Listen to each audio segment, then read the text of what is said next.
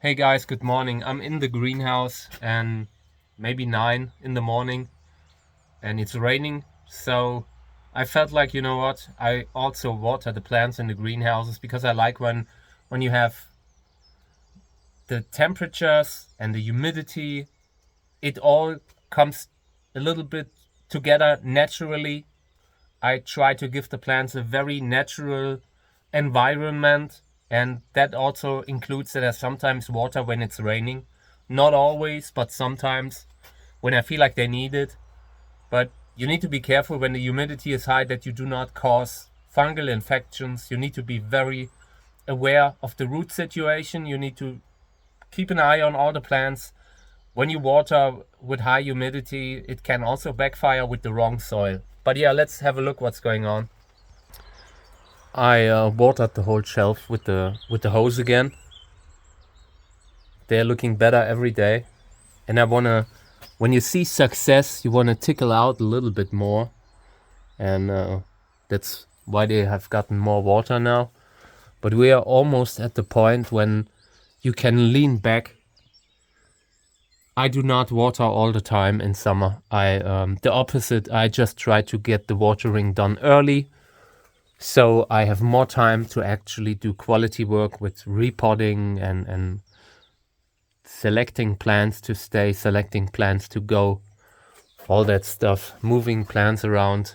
And these days it's mostly smaller plants that I move around, but I do it, it's work too. And there's always so much to do and not enough energy to do it, but we will do it slowly after time. Yeah, and in here, I mean, the water does wonders on them. They start looking better and better every day. This one had almost terminated from the rot. This one looked bad too. Now it's flowering again.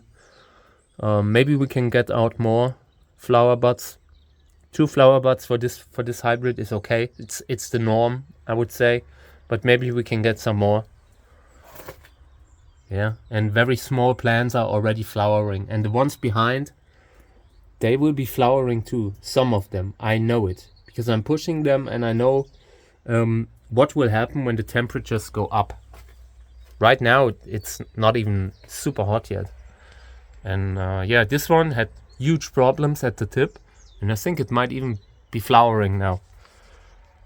I repotted it last year, and now it's getting water and nutrients and all. It's not a problem to when you let's say you sometimes have a depressive phase and stuff like that, and forget about them. You can. There's a certain point where you can compensate for that, and yeah, I'm showing it very well, and I like how this one came out. I've shown this plant in the very beginning of the channel, and it was malnutritioned, was yellow, and yeah, I would say it came out very nicely. Sometimes you find a plant that looks completely different to how it would normally look like if it had been treated properly. So, and this is one of those cases. I'm glad I got it. Sometimes you need to, you look at a plant that's pretty messed up, and you see potential, and that's what I saw there. Yeah, and I wanted to show you something else. I have paper wasps that are building nests in my greenhouse, and I had that before, and I have no problem with it. I live around them. We live in peace. These are paper wasps that are not the same species as the yellow jackets, the European yellow jackets that are so aggressive. I've been stung before, but not by. Okay, I was once stung by a paper wasp in the greenhouse because I was moving plants around the nest and all. But generally speaking, paper wasps are by far not so aggressive as the other wasps that we have here. Some of them. We have so many different species of wasps, and not all are a problem.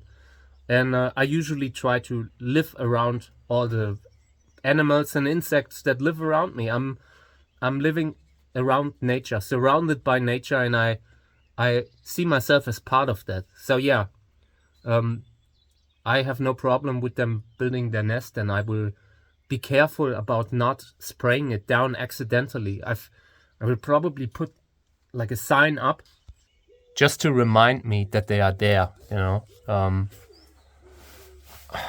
Yeah, that's the situation. I do not mind them. Paper wasps, they're interesting guys, and I've been observing them for years now. Yeah, more flowers here. But now is really the time where I need to be careful about not spraying the flower buds down. I've had that before. I've shot them into no man's land. This one's flowering. This one is a Sally hybrid from the first ones. I hope it's flowering finally. I've grown that very slowly, just because I didn't have space. But in the future we will have space. We will make space. The seedlings are turning out better, looking better every day. This needs to be removed, cut off, because it's pushing towards the graft.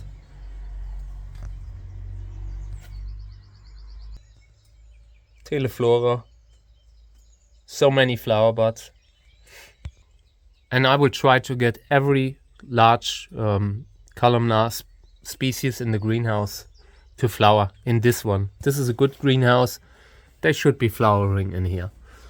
So yeah, this video basically about water again. Water, discussing flower buds and all.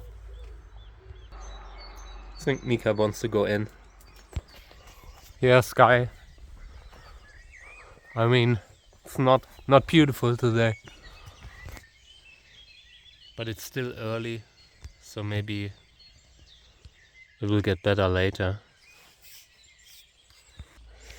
So here I have a lot of seedlings that I moved out, because outside they have a higher chance of survival if they are in the right soil and if slugs do not completely destroy them.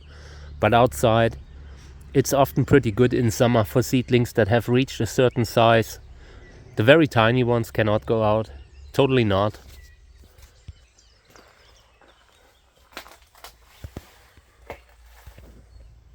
This kind of size I would rather not bring out. They need to be a little bit bigger than that.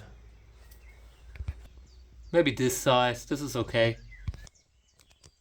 These look nice with the water. I sprayed them pretty badly. I'm not taking prisoners here. The one in center here, that's pink stripes. So we will have a lot of flowers on pink stripes this year. 1, 2, 3, 4, 5. I count at least 5, and there will probably more.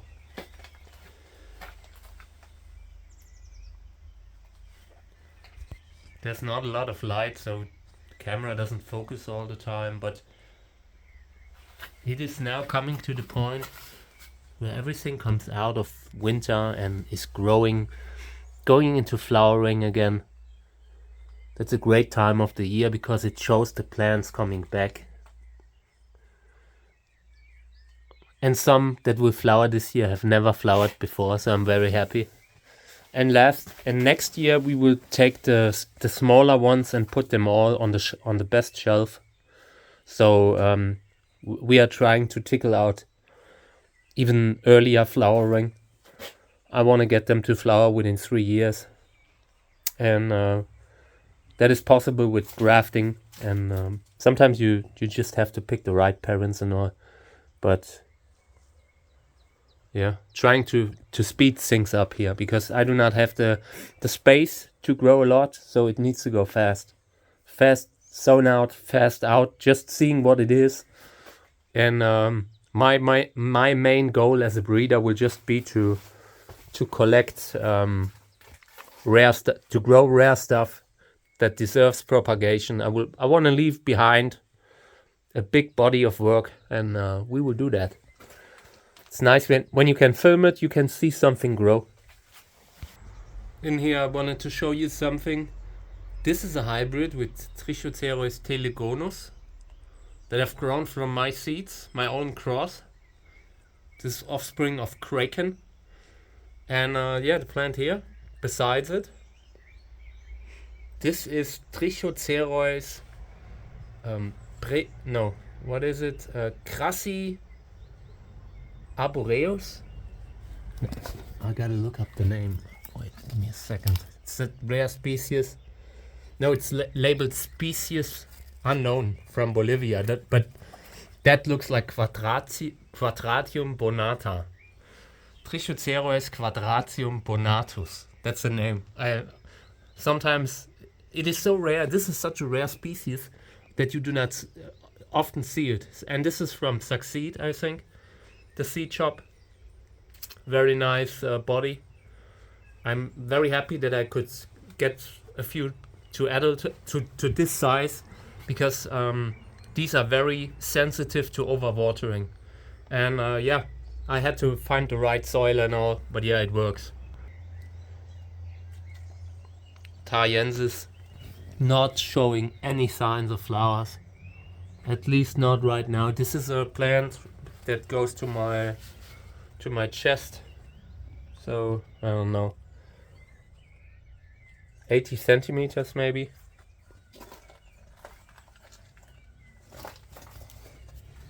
And yeah, check out all the flower buds here.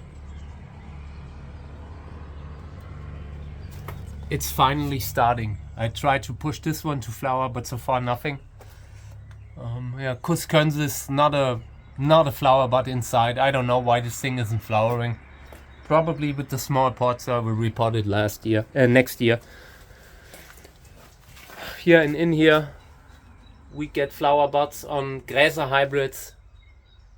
Some good stuff in here. Validus has flower buds again, the variegated one, and look how it grows. It's starting to become a problem.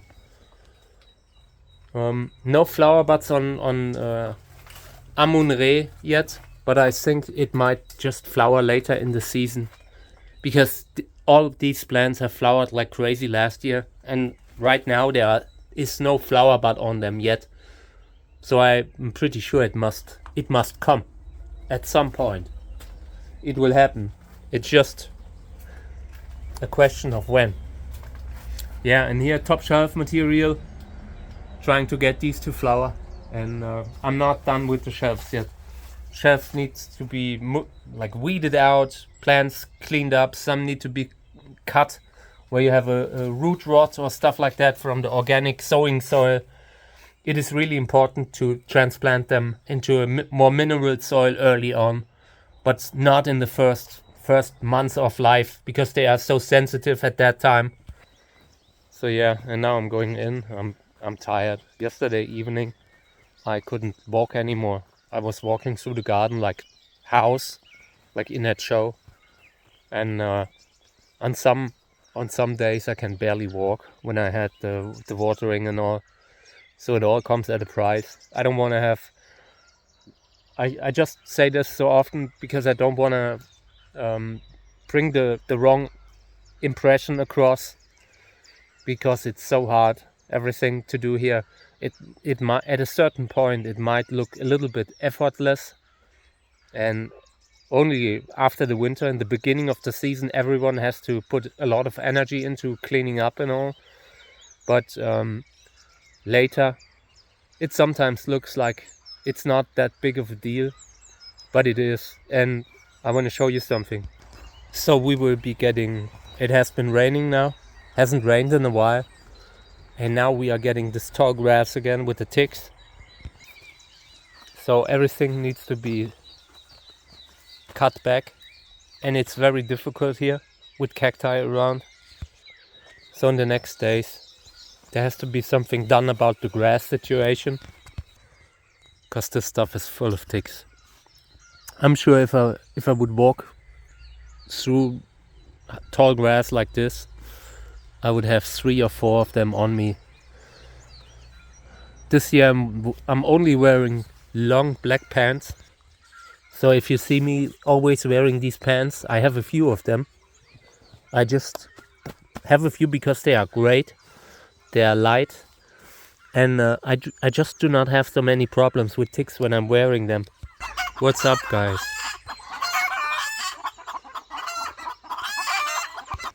Sometimes they see something an animal or car or helicopter, whatever, and they start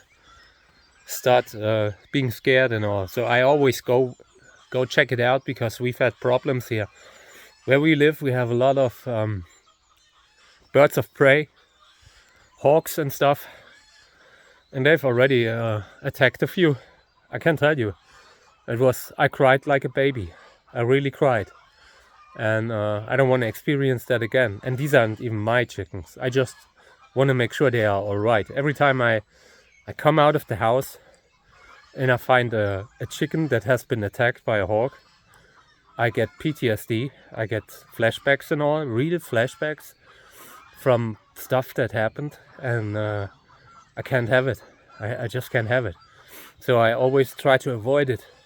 I try to always listen. When I'm in the house, I always try to filter out sounds that could mean there's trouble outside, just because I do not want to experience that feeling again. I mean, I just like animals. I don't know. I feel like they're so beautiful, all of them, so many different ones. And I mean, this is a little bit annoying, but I don't hear it anymore. Even when I'm inside the house, when I have the windows open, I just don't hear it. I filter it out. All right, now we're going inside. We've did our job, an hour of work. That's already enough early in the morning. And yeah, I don't know what we're doing later. I will go out again later, but not now. So yeah, thank you for tuning in. I appreciate it. Take care.